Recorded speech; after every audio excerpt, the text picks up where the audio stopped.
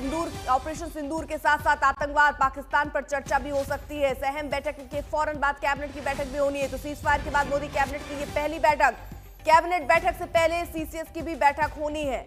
दोनों ही बैठकें बहुत महत्वपूर्ण। ऐसे माहौल में जब सीज फायर की घोषणा हुई ऑपरेशन सिंदूर के बाद पहली बार सुरक्षा मामलों की एक कैबिनेट बैठक है। प्रधानमंत्री मोदी इसकी अध्यक्षता करेंगे और ये बैठक ऑपरेशन सिंदूर के साथ साथ आतंकवाद, पाकिस्तान पर चर्चा इसमें हो सकती है, ये भी जानकारी मिल रही है। एक बात भारत ने जरूर स्पष्ट कर दिया है कि फिलहाल आतंकवाद एक बड़ा मुद्दा है और इससे किसी भी तौर पर समझौता नहीं किया जाएगा।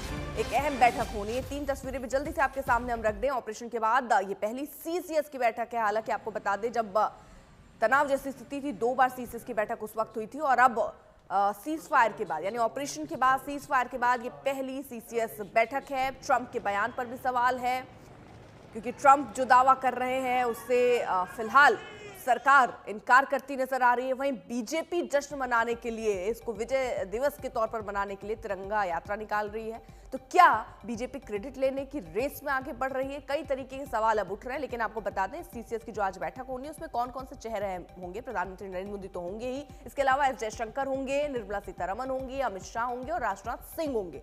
ये सीसीएस की बैठक में आज जो बैठक होनी है और महत्वपूर्ण ये बैठक है। हिमांशु हमारे साथ इन दोनों ही खबरों पर जानकारी देंगे। हिमांशु, जरा बताइए जरा कि इन बैठकों का मतलब क्या है, तब जब ऑपरेशन सिंदूर हो जाता है, तब जब सीज फायर की घोषणा हो जाती है। देखिए, बिल्कुल ऑपरेशन सिंदूर के बाद जो है आज सीसीएस की पहली बैठक है और सीसीएस की बैठक के अंदर ये बताया जाएगा कि किस तरीके से जो है ऑपरेशन सिंदूर जो है वो सफल रहा है। और उसके साथ साथ ये भी बताया जाएगा कि कश्मीर में अभी हालात क्या है, जम्मू कश्मीर पे और बॉर्डर एरियाज पे, चाहे वो पंजाब का बॉर्डर हो या राजस्थान का हो, उसको लेकर एक ब्रीफ जो है वो किया जाएगा। क्योंकि इसमें स्पेशल इनवाइट के तौर पर जो है वो एनएसए अजीत डोभाल रहेंगे, कैबिनेट सेक्रेटरी रहते हैं। तो अजीत डोभाल जो एनएसए हैं वो बताएंगे कि किस तरीके से अभी हालात है और सरकार की किस तरीके की तैयारी है, और अगर पाकिस्तान की तरफ से सीज फायर का उल्लंघन किया जाता है तो सरकार किस तरीके से जवाब देगी। क्योंकि भारत सरकार ने ये निर्णय ले लिया है, पाकिस्तान की तरफ से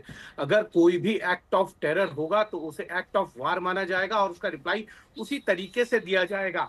और डीजीएमओ की बैठक जो हुई है उसमें क्या क्या बातचीत हुई है और पाकिस्तान की तरफ से को किन शर्तों पर जो है भारत ने झुकाया, और भारत ने जब झुका दिया पाकिस्तान को, उसके बाद ही सीज फायर के लिए जो है एक अंडरस्टैंडिंग बनी। और सरकार इसको लेकर है कि सीज फायर को लेकर कोई एग्रीमेंट नहीं है, अभी अंडरस्टैंडिंग है। अगर इस अंडरस्टैंडिंग को पाकिस्तान नहीं मानेगा तो भारत की तरफ से रिएक्ट किया जाएगा। और दूसरी चीज जो समझने वाली है वो ये है कि आगे सरकार किस तरीके से जो बॉर्डर एरिया हैं, चाहे वो जम्मू कश्मीर का बॉर्डर एरिया हो, पंजाब का हो, गुजरात का हो, राजस्थान का हो, इन बॉर्डर एरिया पर जो है किस तरीके से और चौकसी जो है वो बढ़ती जाएगी। क्योंकि पाकिस्तान जो है वो सीज फायर वायलेशन के आड़ में जो है वो आतंकियों को भेजने का काम जो है वो भारत में करता है, उनको कवर फायर देने का काम करता है। तो इन सब चीजों को लेकर भी एक बड़ी चौकसी जो है वो बढ़ती जाएगी और आगे बॉर्डर सिक्योरिटी फोर्सेज हो या पैरामिलिट्री फोर्सेज हो, उनकी और भूमिका बॉर्डर एरिया पर कैसे रहने वाली है,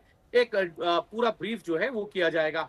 पिछली कैबिनेट के अंदर जो रक्षा मंत्री राजनाथ सिंह है, उन्होंने ऑपरेशन सिंदूर का जो सफल था, 9 ठिकानों पर जो पाकिस्तान और पीओके के अंदर आतंकी ठिकानों को ध्वस्त करने का काम किया था, उसका ब्रीफ जो है रक्षा मंत्री राजनाथ सिंह ने किया था। 4 मिनट का पूरा ब्रीफ किया था। उसके बाद पूरी कैबिनेट ने जो है ऑपरेशन सिंदूर को लेकर जो है सरकार और प्रधानमंत्री नरेंद्र मोदी की तारीफ की थी और उनको बधाई दी थी। आज जो है उसके साथ साथ किस तरीके से जो है सरकार ने जो है पाकिस्तान के एयरबेस जो है उनको ध्वस्त करने का काम किया है, 11 एयरबेस को ध्वस्त करने का काम किया है, उसको लेकर भी जो है ब्रीफ किया जा सकता है रक्षा मंत्री राजनाथ सिंह की तरफ से।